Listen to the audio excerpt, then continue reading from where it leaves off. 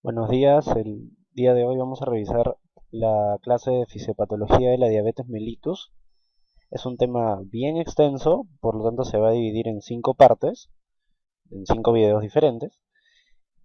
Bueno, mi nombre es Nicolás Higueras, actualmente alumno de noveno ciclo de la Ricardo Palma. Ojalá que esta clase les pueda ser de utilidad, ya que es una enfermedad de las más importantes en medicina, de las más prevalentes, y por eso es una enfermedad que todo médico debe conocer.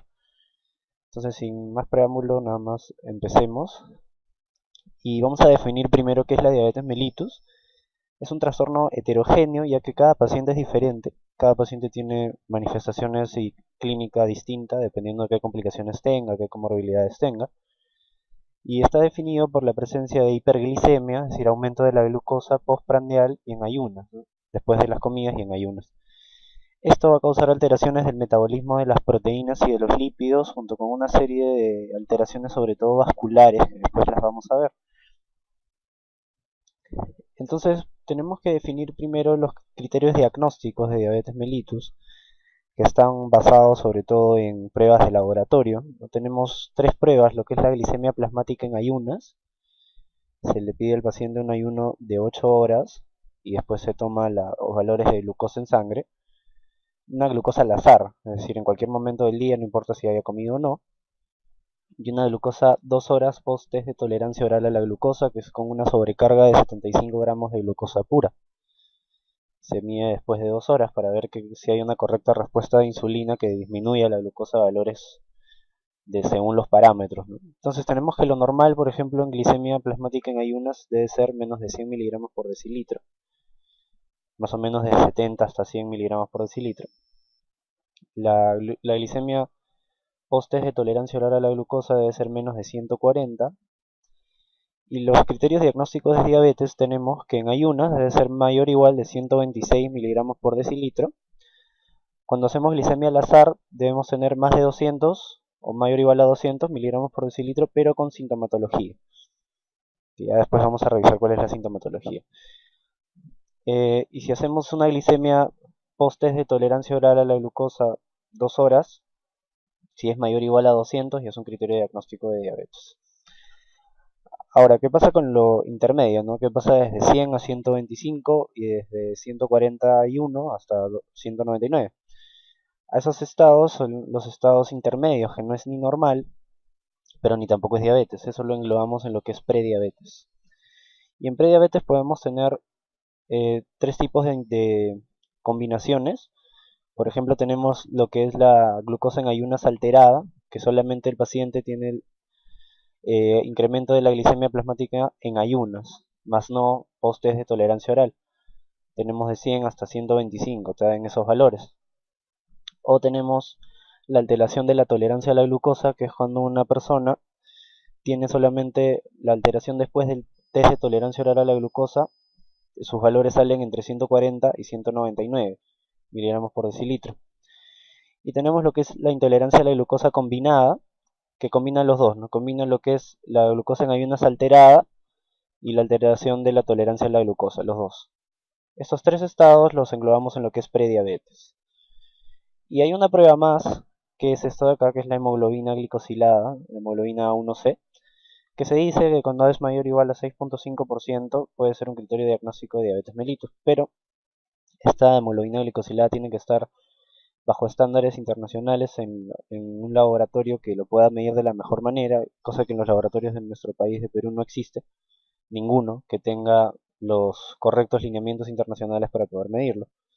Sin embargo, aquí no se utiliza como prueba diagnóstica, sino como control, porque nos dice la glicemia del paciente de los 3 meses anteriores. Como la hemoglobina vive 3 meses, más o menos 120 días, nos dice más o menos cuánto ha sido las glucosas del paciente en los 3 meses anteriores, como para un control de su tratamiento. Eso ya lo hablaremos posteriormente en las siguientes partes del video. Bien, entonces es importante recordar esta diapositiva de los criterios diagnósticos de diabetes preguntados en muchos de los exámenes nacionales e internacionales también. Y entonces estamos diciendo que para detectar la prediabetes teníamos la glicemia basal alterada de 100 a 125 cuando hacemos una glucosa en ayunas, y la tolerancia alterada a la glucosa, que es post-test de tolerancia oral a la glucosa a las 2 horas, de 140 a 199 miligramos por decilitro.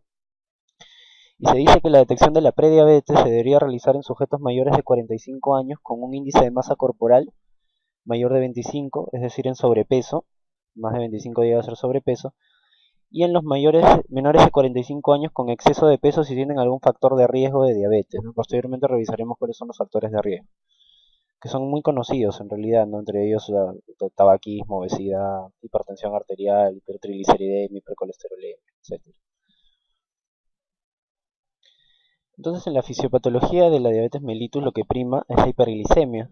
Esta hiperglicemia se debe a una deficiencia funcional de la acción de la insulina, ya sea una disminución de su secreción, que este es sobre todo el mecanismo predominante en la diabetes mellitus tipo 1, la insulinoresistencia, que es el factor predominante en la diabetes mellitus tipo 2, o el aumento de hormonas contrarreguladoras, que esto también predomina en la diabetes mellitus tipo 2, pero por ejemplo se da en las diabetes de las endocrinopatías.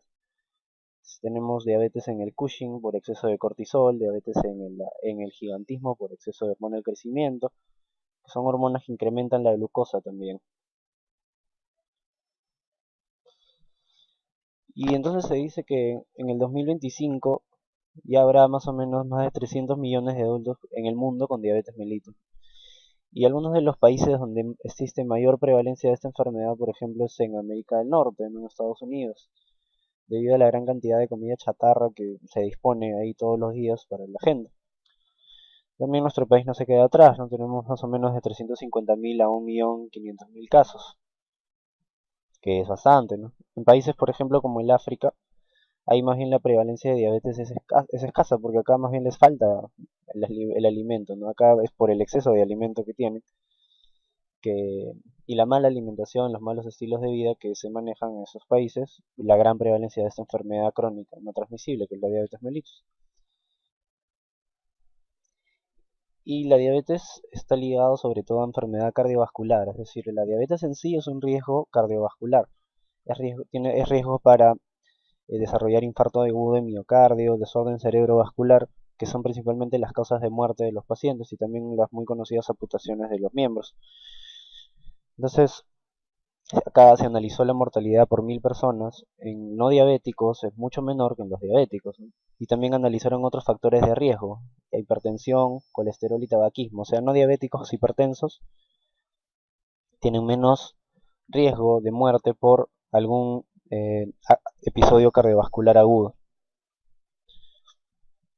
Por ejemplo, acá, ¿no? Se analizó la incidencia de episodios cardiovasculares a los 7 años, ¿no? O sea, un paciente que ya tuvo, si le da de nuevo a los 7 años, en los no diabéticos era mucho menor en un paciente que ya no había tenido infarto, su primer infarto, un paciente que ya había tenido un poquito más, y en los diabéticos que ya habían tenido infarto de miocardio, la incidencia de episodios a los 7 años era mucho mayor.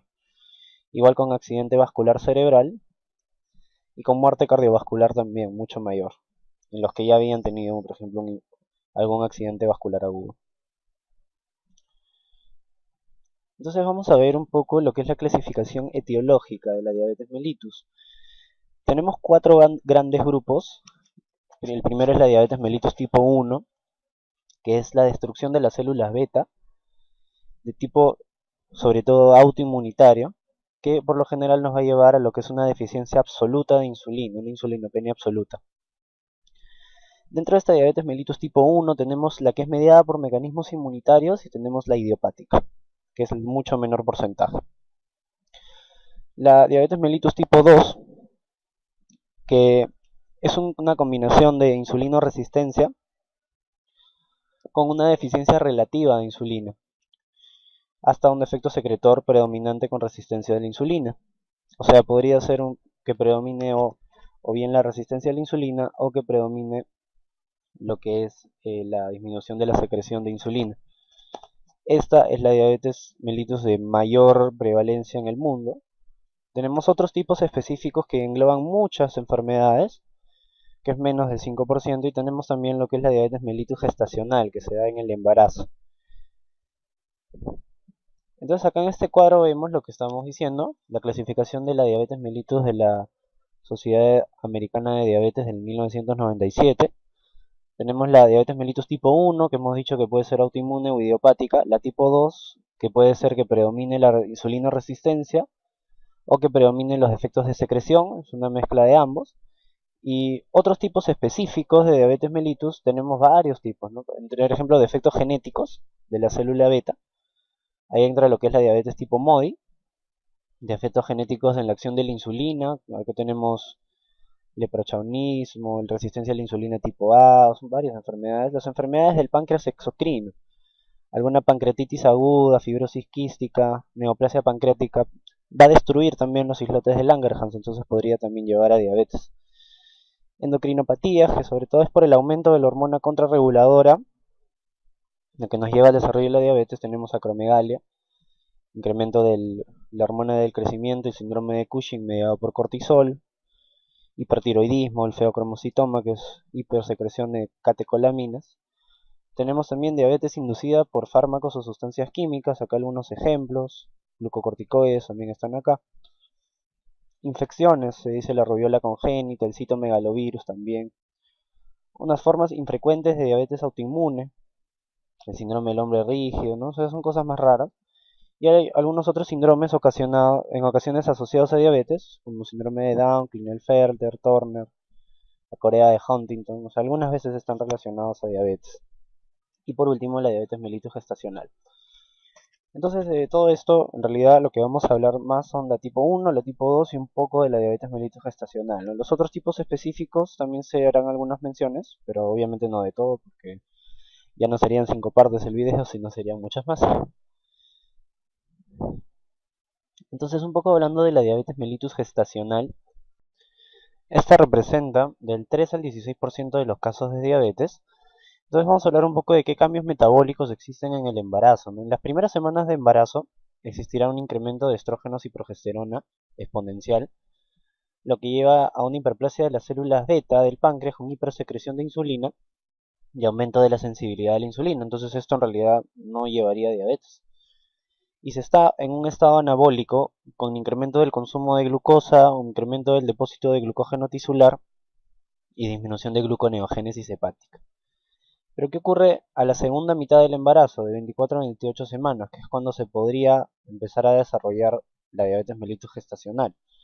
Hay un incremento de hormonas contrainsulares, hormonas contrarreguladoras, como son la somatotropina coriónica humana secretada por la placenta, prolactina, cortisol y también glucagón. Entonces, por esto podría desarrollarse diabetes mellitus gestacional en una paciente ya genéticamente predispuesta. Bien, tenemos que ver este cuadro comparativo sobre la diabetes mellitus tipo 1 y tipo 2, es muy importante saberlo. Entonces, primero, según los datos epidemiológicos, se dice que el momento del diagnóstico, la edad del diagnóstico, generalmente en la diabetes tipo 1, es a los menos de 30 años, es decir, sobre todo en la niñez. Bueno, para ello la diabetes mellitus tipo 1 representa el 5 a 10% de los casos totales de diabetes, mientras que la tipo 2 representa el 90 al 95%. Mientras que en el adulto se dice que el porcentaje del diagnóstico es mayor a los más de 40 años y el 20% más de 65 años. La prevalencia en Estados Unidos es 0.2% de la población en tipo 1 de menos de 20 años y tipo 2 11% y la de las personas mayores de 20 años. Sobre el fenotipo, en lo que es la secreción anormal de insulina por las células beta, en la tipo 1 tendremos una insulinopenia absoluta, es decir, deficiencia absoluta de la secreción en el momento del diagnóstico. Y es por ello que sobre todo los pacientes con diabetes tipo 1 lo que hacen es debutar como una emergencia diabética, como una complicación aguda. Bien, en lo que es diabetes mellitus tipo 2 tendremos una secreción alterada con una insulinopenia relativa. En la tipo 1 generalmente no hay obesidad y no existe resistencia a la insulina, mientras que en la tipo 2 sí hay obesidad y existe resistencia a la insulina. Se dice que 85% de los pacientes tienen un índice de masa corporal de más de 25, es decir, tienen sobrepeso, y la mitad de ellos tienen obesidad, más de 30%, más de 30 de IMC. La tipo 1 es una enfermedad autoinmunitaria, es decir, encontramos anticuerpos contra los islotes de Langerhans. Por ello se empieza a desarrollar desde desde la niñez y ya en el momento del diagnóstico es cuando ya se destruyeron las células beta. Mientras que la tipo 2 no está ligada a la autoinmunidad. Hay algunos desencadenantes ambientales postulados. En la tipo 1 se dice que está relacionado a infecciones virales de la niñez que llevan a alguna desarrollo de eh, reacción cruzada con los islotes de Langerhans, igual con exposiciones de la dieta de la leche de vaca, de algunas proteínas de la leche, en la niñez también llevaría alguna reacción cruzada contra los islotes de Langerhans. También algunas proteínas del cereal. Mientras que la tipo 2 son conocidos los factores ambientales, son la obesidad sobre todo, mala dieta, poco ejercicio y malos estilos de vida. Esto con una predisposición genética lleva a que la persona desarrolle diabetes tipo 2.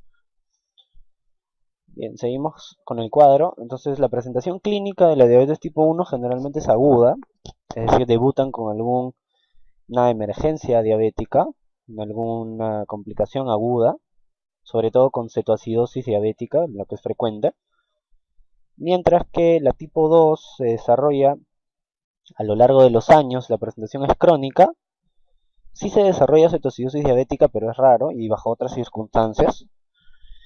Y aquí se dice que el diagnóstico es accidental, es decir, se dice que una vez que la persona se diagnostica de diabetes tipo 2, en realidad ya la enfermedad la tenía por lo menos 5 a 7 años antes. O sea, como la enfermedad es, por así decirlo, relativamente silente, muchas veces el diagnóstico es accidental, es decir, se le toma a la persona alguna glucosa por algún otro problema X que haya tenido y se da a ver que en realidad tiene alteraciones del metabolismo de la glucosa. Y aquí existe un porcentaje alto no diagnosticado, es el 30%, ya que como a veces la enfermedad no genera mucha sintomatología, hay un 30% que no está diagnosticado. Pero lo más importante en diabetes tipo 2 son las complicaciones crónicas, que es decir, la retinopatía, la nefropatía, la neuropatía diabética, que se verán posteriormente. En lo que es genotipo, te dice que un 90% de pacientes tienen predisposición genética, y la que está más ligada a la genética es la tipo 2, diabetes mellitus tipo 2, más que la tipo 1. Se dice que la concordancia en gemelos monocigóticos es menos del 50% en diabetes tipo 1, más del 70% en diabetes tipo 2. Incidencia en la descendencia, si tenemos un solo progenitor afectado, 2 a 5% en tipo 1, 15% en tipo 2. Si ambos padres tienen diabetes mellitus, en tipo 1 será 10% y en tipo 2 hasta el 50%. Será que los hijos estén también afectados por la diabetes mellitus. Algunos locus genéticos vinculados con el riesgo, en el tipo 1 son genes del HLA de clase 2 relacionados a la autoinmunidad, mientras que en tipo 2 son unos grupos heterogéneos de genes, son bastantes genes que van a interactuar. Y hablemos un poco de los defectos genéticos de la función de la célula beta, sobre todo lo que es diabetes tipo MODY y la diabetes tipo LAD. La diabetes tipo MODY se le dice Maturity Onset Diabetes Young, es decir, diabetes del adulto de comienzo juvenil. Es como una diabetes tipo 2, pero empieza en la etapa joven. Por eso es que se dice diabetes del adulto de comienzo juvenil. Representa el 2 a 5% de los casos de diabetes mellitus. Tendrá un comienzo antes de los 25 años en una persona delgada que tiene secreción alterada de insulina con diabetes mellitus leve. No hay alteraciones de la acción de la insulina. La enfermedad es de herencia autosómica dominante y está ligada a diferentes cromosomas que nos dan los diferentes tipos de MODY, ¿no? Estos cromosomas codifican diversas proteínas que sirven para la función de la célula beta. Por ejemplo, tenemos en cromosoma 12, tendrá el MODY 3, cromosoma 7, la glucoquinasa, el MODY 2, así cromosoma 20, el 13, MODY 1, MODY 4, el 17, el MODY 5, el 2, el MODY 6. ¿Sí? Son todos los tipos de diabetes mellitus MODY que tenemos. Y la otra es la LADA o Late Autoimmune Diabetes Adult, o sea, diabetes autoinmune tardía en el adulto, que es como una diabetes tipo 1, pero que se va a desarrollar tardíamente en una persona adulta, como si fuera una tipo 2. Entonces aquí la persona tiene más o menos de 30 a 50 años en el momento del diagnóstico, su peso es normal abajo.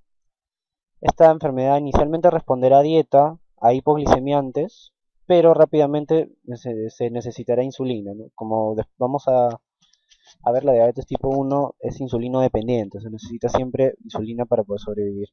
Existe pérdida de peso, gran riesgo de cetocidosis como en la diabetes tipo 1, existe péptido C bajo y se encuentran los anticuerpos GADA e ICA, que son anticuerpos que se van a encontrar en la diabetes tipo 1 y está relacionado al HLA, como la diabetes tipo 1.